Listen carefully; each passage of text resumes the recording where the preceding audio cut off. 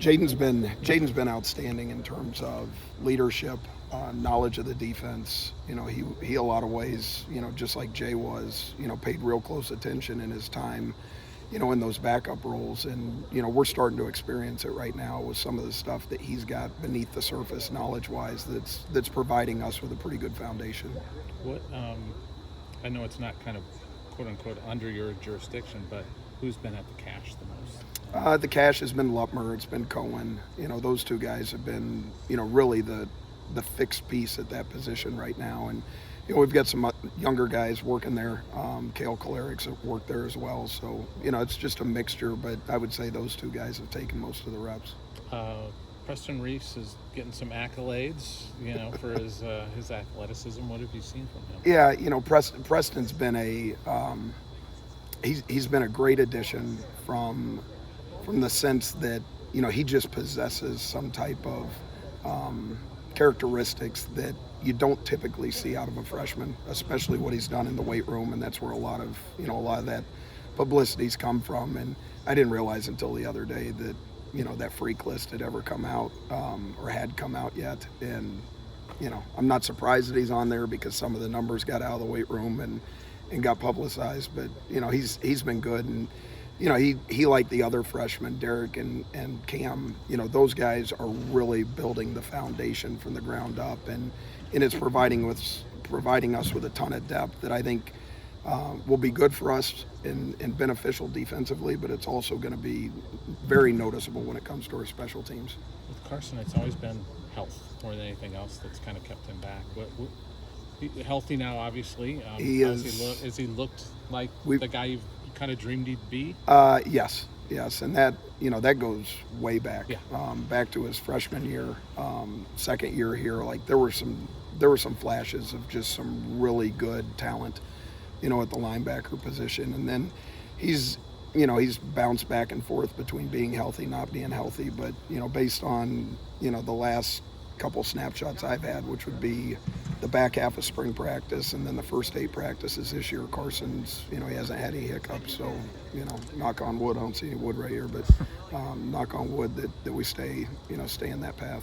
Hey, you're 8 practices in or whatever, and you've still got your voice. Is that a new record? I was working hard on that last night. We had our media training with the group yesterday, and, I could sense that it was, but it's been better this year. It's 25 years in the coaching profession. You'd hope at some point it would just get calloused and keep coming. So can you talk about Landon Van Kickerix? Landon Van Kickerix, yes. Last name, yes. Right? Yep. What was the recruiting process like with him, and then has he got a chance to factor into some serious He certainly does. And, whether it be Landon, whether it be Jaden Montgomery, I know Coach mentioned the 3 guys that'll probably take the field in the first group tomorrow, but there is a lot of healthy competition there, and Landon's certainly in that mix. And going back to his recruitment, Landon was an FCS kid, and he was from the northwest corner of Illinois.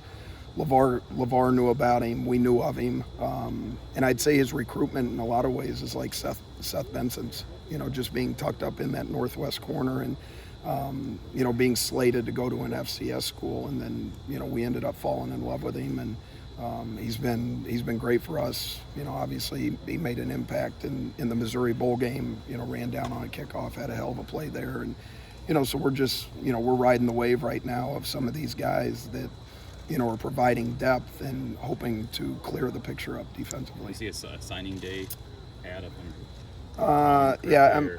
It was. Yeah, I still remember being up there caught in a storm and having to stop at a local bar downtown because it was. I mean, when I say it was, it was nasty out, and his dad's calling me, "Hey, did you make it out of town before the storm?" And so no, there was. It wasn't as late as it may have appeared to be. Like we were on him at a good time, and eventually got him turned in this direction. With this linebacker, I mean, there's so many guys involved. What are you looking for?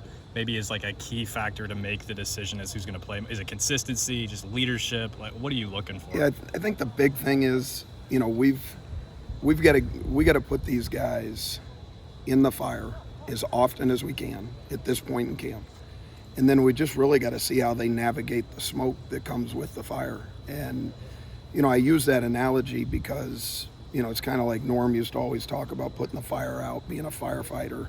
But you got to experience those situations, and sometimes those situations are so unpredictable that you don't know how the fire starts. It's just a matter of going out there and trying to navigate what comes after you feel the heat of the moment or the emotion that goes into it, and that's what these guys are lacking at this point, is enough of that. And I use the word lacking. We just haven't given them enough of it.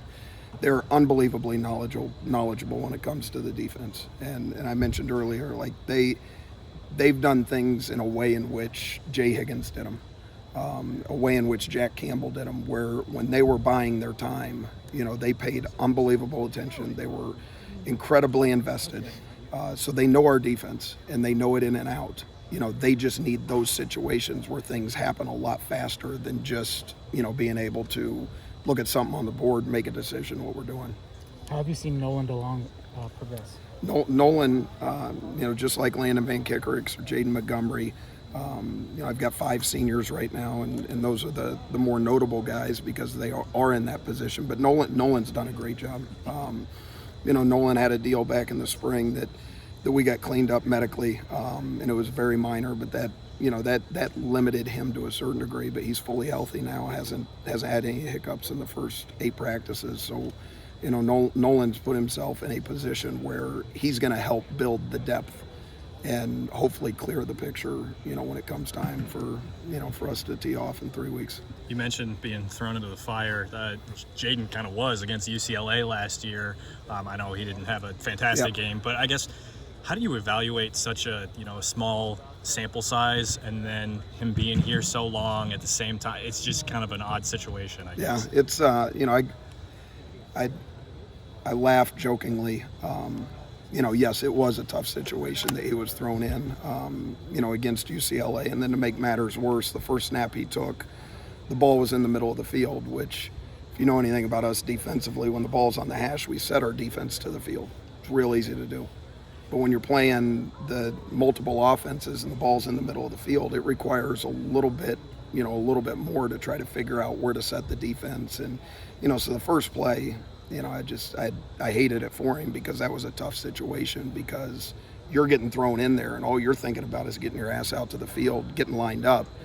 And you're probably not thinking about what personnel are they in, what multiple formations can they come out in. And that one ended up breaking out to our left. And, so that's kind of a snapshot of just, maybe some opinions that might circulate in terms of, is he going to be ready? Is he going to be enough? And, I would say this about Jaden Harrell, like if you guys look at his numbers, which you don't have them, like strength, performance, all of those are on par with other guys that we've had that have played that position. And I mentioned it before, like his depth of knowledge in regards to our defense is really significant. Like it is, like he knows the ins and outs. We were, as a defensive staff, a half an hour ago watching the decision that he made down the red zone today on a zero pressure that we were running that requires a depth of knowledge defensively, and he immediately saw it, made the adjustment, and we ended up picking up a pretty good play defensively. So I'm excited for it, but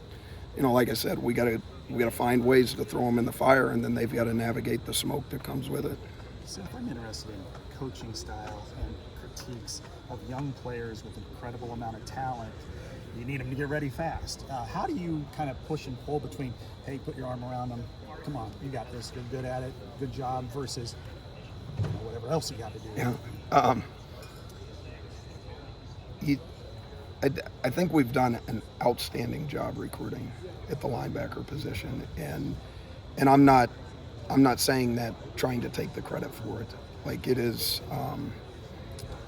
whether it be Tyler Barnes or Matt Spalding or Rhett Smines, the guys that are in our room that are, they're digging through the tape and, we're coaching and then they're throwing data at us and their opinions. The one thing that I believe that we've done at this position is we have found guys that are unbelievably competitive.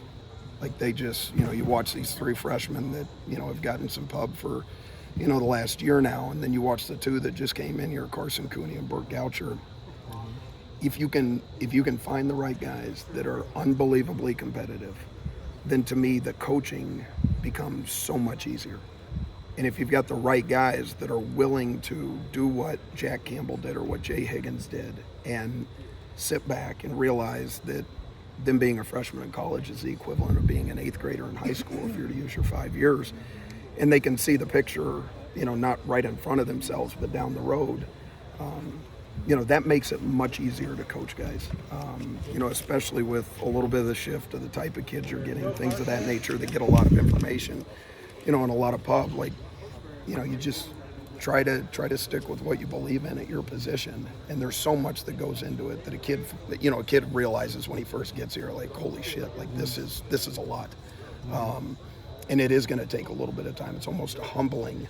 But once they get past that, I'm not playing my first year when I get to Iowa, maybe other than special teams, and they realize the opportunity that they have ahead of themselves to just get so much depth of knowledge with us defensively that, to me, it takes care of itself. And then you're able to coach them in a way in which they completely respect, because they don't feel the weight on their shoulders that, okay, I got to go do this tomorrow.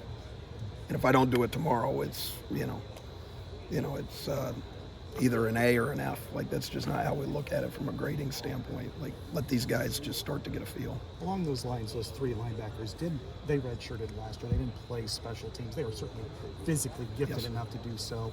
Was that something that you came together as a staff, wanted them to immerse themselves in, whether it's scout team and everything else, and just kind of let's give them this to bake them in the oven rather than peel them off here, peel them off there? Yeah, I think, Scott, what you want to do is you want to let these kids get their feet on the ground as much as possible and not feel the weight of everything that comes with even running down 4 times on kickoff in the middle of Kinnick Stadium in front of 70,000 fans, only to be critiqued if, it's a 30-yard gain or a 10-yard gain. That weight is a lot. And it's a lot for an 18-year-old kid.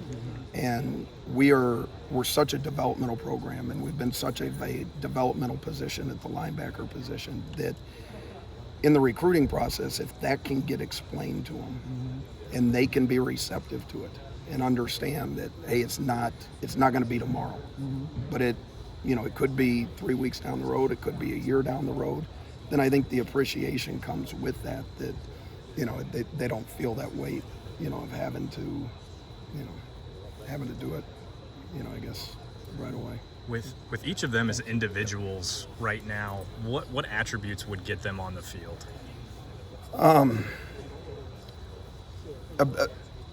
We've seen it with plenty of freshmen, that have jumped on the field for us, and it would take an awful lot at the linebacker position. It would take a lot to go wrong, maybe in the guys that are seated in front of them, injury, things of that nature, for us to get to that point early in the season. But if they keep pushing and they keep knocking on the door, like they have done, the younger guys in the room, like, it's going to come sooner rather than later. And, I'm encouraged by it. I'm excited, for them. I think they internally, as much as I try to let them know that, they are moving forward in the right direction, I think internally they know that they are. It's just, there's so much. And I'll be honest with you, I'm extremely thankful for what we do offensively, because there's so much, there's just so much diversity in what our guys see, play-wise, formation-wise, motion-wise, that it prepares them so much more for, what we're going to be faced with during the season.